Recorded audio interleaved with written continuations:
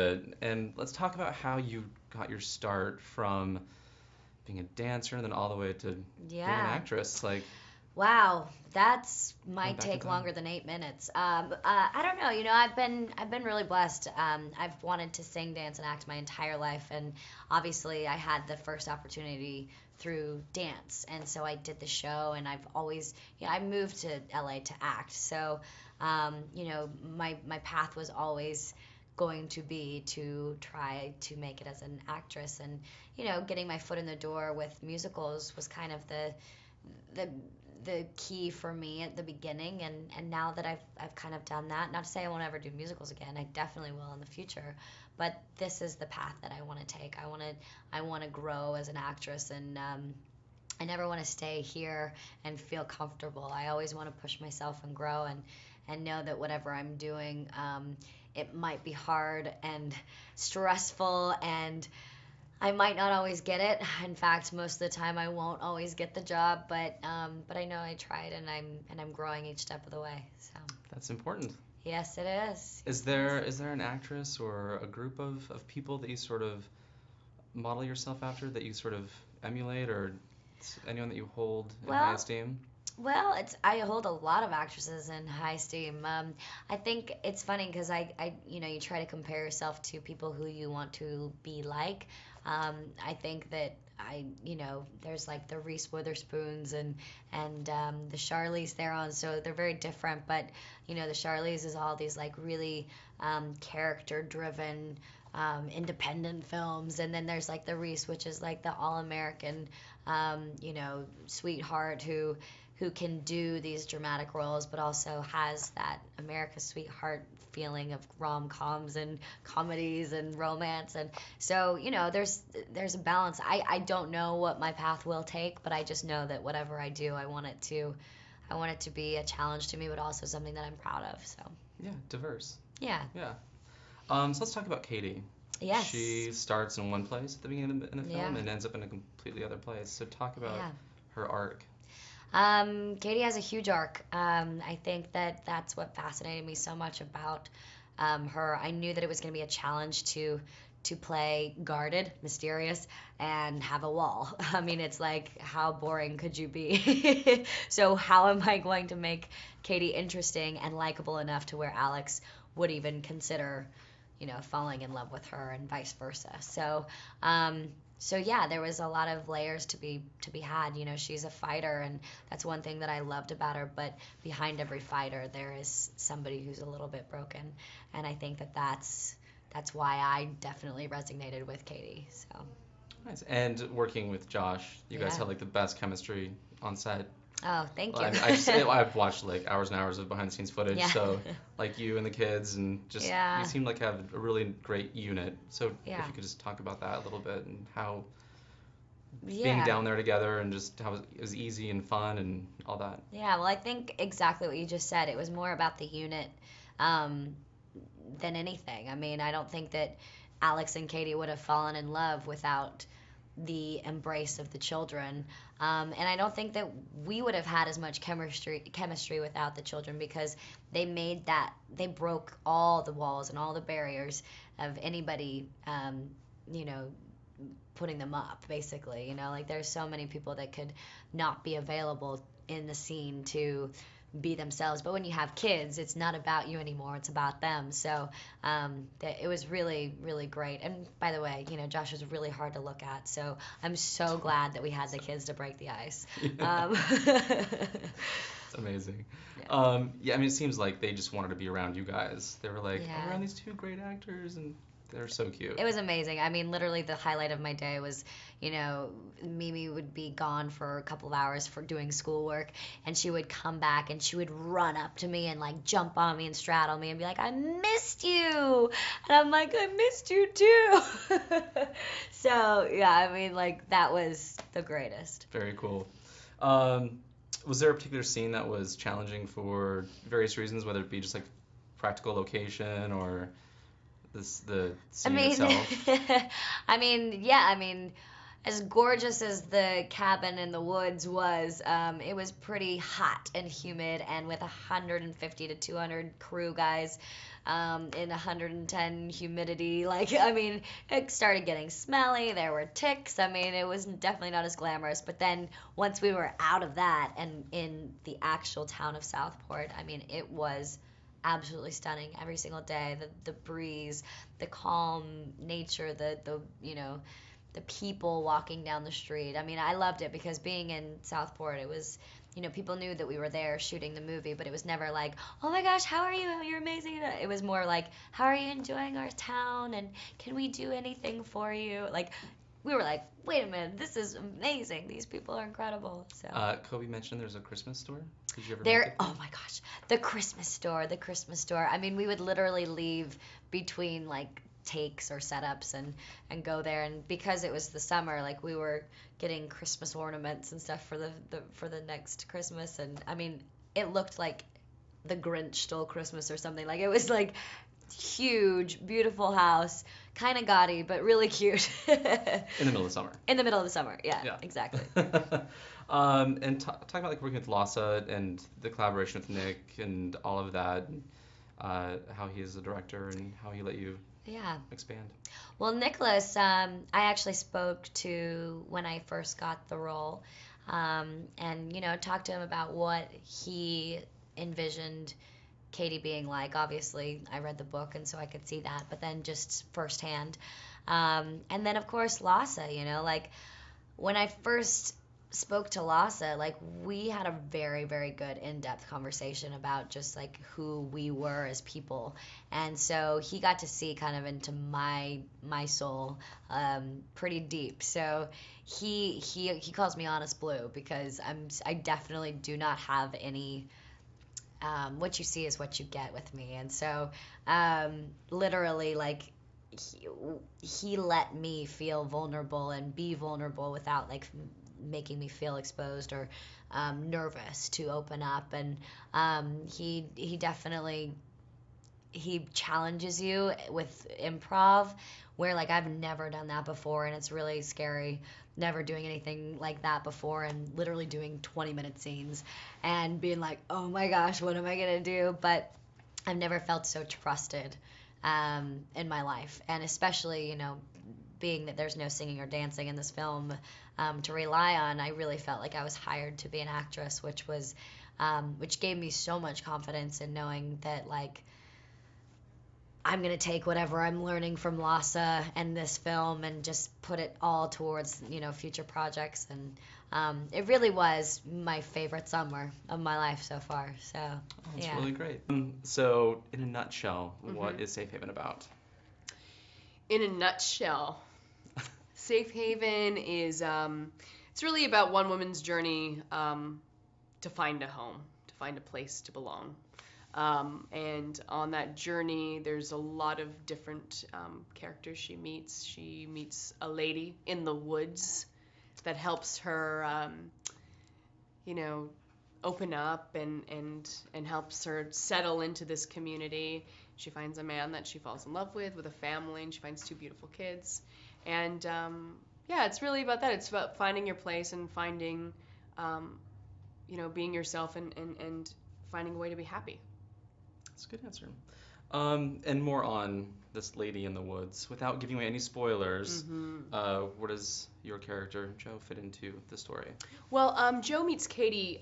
They both sort of crave the isolation of the woods, and Joe, I think that on their first introduction is kind of curious about her and where she lives and why she's there, and so there's a lot of conversations that come up between them, and then eventually throughout the film they become friends, and she helps Katie, like I said, open up and take a chance on this relationship that's developing in her life with Alex, and Katie in turn helps Joe kind of let go and move on.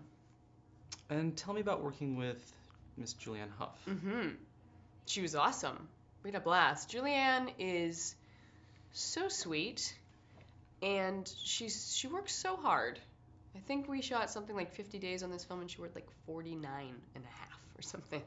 She was there every day in rain, in heat, in humidity, and just had such grace throughout it all.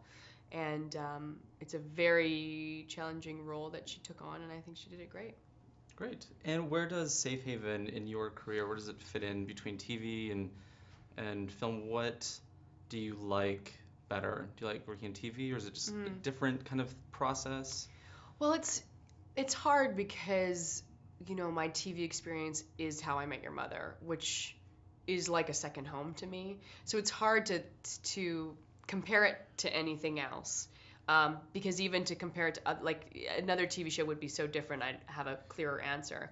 But I think that there is something that's wonderful about doing a film about going to a small town in North Carolina that I never would have visited if it hadn't been for this film. To live there, to meet all these local people that live there, and to have this great experience and do this part and then move on from it. It's nice that it is finite, but it's a great experience. But TV, on the other hand, for me, in my experience, has such great longevity, and yeah, it becomes like a family. All the people I work with.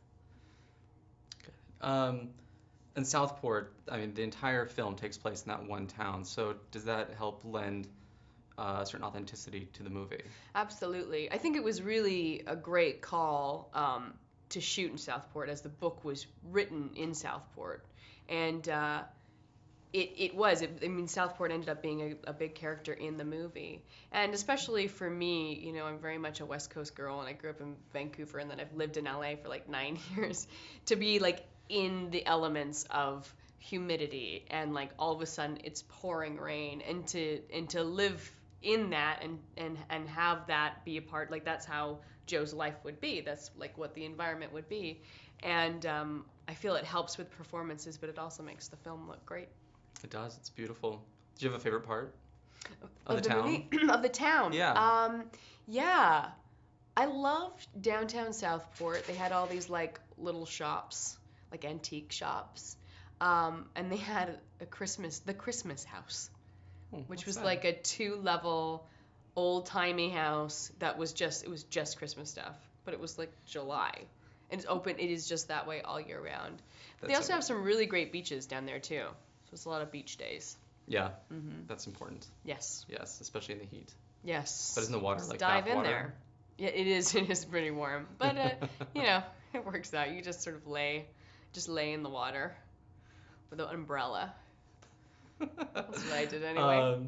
And then about the movie, do you have a favorite scene in the movie that resonates with you? Well, it was wonderful to watch. It's hard to say because shooting and watching it are two very different things, but it was really cool to see the movie and to watch the kids' performance, Noah and Mimi, because they were so cute, and I didn't have many scenes with them.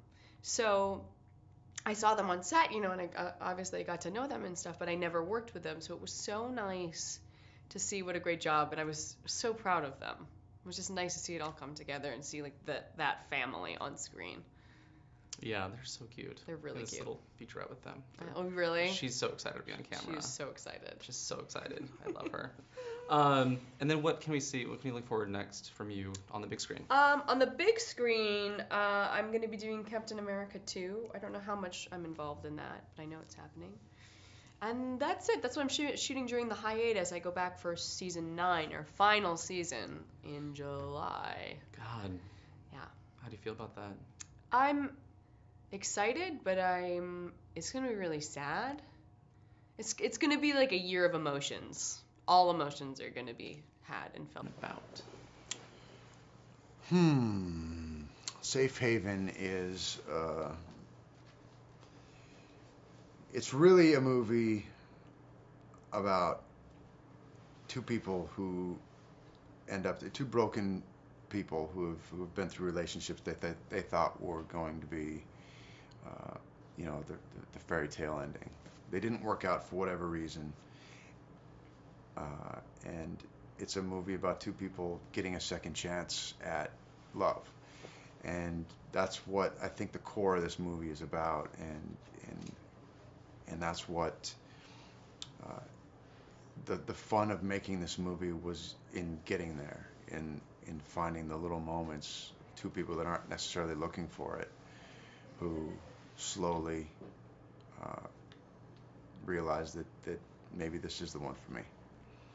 tell me a little bit more about Alex and what he goes through from beginning to the end. Well, Alex is a guy who's been sort of a shell of himself for the last couple of years after losing his wife. He's been raising these two children on his own, and sort of, not only raising them on his own, but running the store and not really probably having dealt with the grief of her loss so well. And as a result, he's had some issues with his son. His daughter's maybe a little bit too young, but it's a guy who doesn't necessarily know what the right thing to do is all the time, and he's learning as he goes. I think like most parents do. So when Katie sort of drops out of the sky, he doesn't really know what to make of that, and it's not, obviously she's a beautiful girl, but it's not something you can just jump into. He's got to make sure that fit is okay with his kids, and how is that whole dynamic going to work. So there's a lot of other stuff to consider. So what is it about Katie that ends up pulling Alex into her life and wanting to protect her? What is it about Katie? Mm-hmm. I think the first thing he notices that Katie is, the kids sort of gravitate to her. At least little Lexi does. And for the first time, he opens himself up to the idea of, wait a second, if she's good enough for Lexi, she's definitely good enough for me. So, that is the first time I think he notices, and then he realizes that she's sort of been hurt, is sort of not really sure what's next for her, and the fit just feels right between these two. And it isn't until he really finds out about her that he has to decide whether or not he's going to really go all in, or if he's going to cut his ties and let her go. And Katie, played by Julianne Hough, can you tell me a little about working with her? Yeah, Julianne Hough is she's perfect for this part. She really is. She's a girl who has this incredible accessibility. She's a very open person, and she's very likable. But she also has the ability to put up that wall when she needs to. Not so much Julianne, but I could tell that when she came into audition for the part, that she dealt with some things in the past that she had to overcome. And she's a fighter, this girl. I mean, you don't get as far as she has without being a fighter. And so, behind that sparkly, beautiful facade, there's a girl who is fearless, and that's what this character needed to be. Yeah. It seems like you guys had so much fun on set, like in all the behind-the-scenes footage that I've watched. You and Julianne and the kids, Noah and Mimi, like you guys got along so well. And Yeah. Lhasa, just what was it like being down in Southport, and was it just a pretty easygoing experience overall? Yeah, it was. They set the perfect stage for us to do our thing, make the best movie that we could. And whenever you have a director that kind of sets that kind of a tone, it makes everybody first of all want to do their best work. Everybody was there to have their creative input and to make the best movie that they could. Myself and Julianne, it's important to me to also kind of help set that tone as best I can. I want the crew to know that we appreciate the work that they're doing, and I want Julianne to feel as comfortable around me as I hope to around her, and these kids need to feel especially comfortable if they're going to be believable as my kids. So, along with the setting, along with great beaches and stuff to hang out at on the weekends, it was a perfect place to make a movie. One of the best times I've had. Yeah, I hear you're a pretty good crabber as well. Yeah, I'm an excellent crabber. Yeah. I'm an excellent crabber. You caught a crab. I did catch a crab, and it was a tough one to catch, and it took me a while, but that little bugger went crawling in there. Or was it placed in there? No, it was. No? I caught that. Yeah. I caught that crowd. So why do we as society, why do we love stories like this? Why are we drawn to these romances?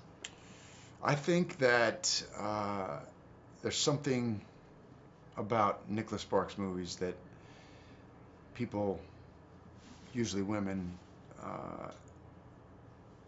can relate to. You know, there's something about it that there's a wish fulfillment. There's something like that could happen to me, and I think that he really does that well. He speaks to the heart, and he finds something relatable in all these characters. And even though there are threads of familiarity in each one of these stories, they're all very different in their own right. And this one in particular has there's an edge to it that I liked about the story. I liked that, wow, this doesn't fit. This is a little scarier than what I'm used to from Nicholas. And so I liked that. And I liked that if I was going to do one of these, that it would somehow separate itself. I didn't want to fall into, I didn't want to just, I wanted to have it be its own movie and special in its own way. So where does Safe Haven fit into your body of work to date? Oh gosh, well, it's my 8th film that's been adapted from my novels. It's the most recent film, and it is the first film with a real strong thriller element. I think it's going to catch some viewers by surprise. Just when they think they know what they're going to expect, it all shifts, and I think people are going to walk out of those theaters talking about that film, especially toward the end, because there's some twists and turns along the way that they just probably didn't expect. Tell me about the film's central theme and like what makes that so relatable. The theme is starting over, second chances. I think that's really the theme of this film, because there's a lot going on here. You've got people falling in love, so is that the theme? Or is it someone trying to come to terms with their past? Is that the theme? Really, it's about second chances, and it's second chances for both Alex and Katie, as played by Josh Duhamel and Julianne Hough, right? He's a widower. He's lost his wife. He's now living this life he never really expected, and he's been focused in on doing the best he can for his kids and running his job, and yet there's an emptiness there. And in walks Katie, Julianne Hough. She's got her own past too, and she too wants to start over.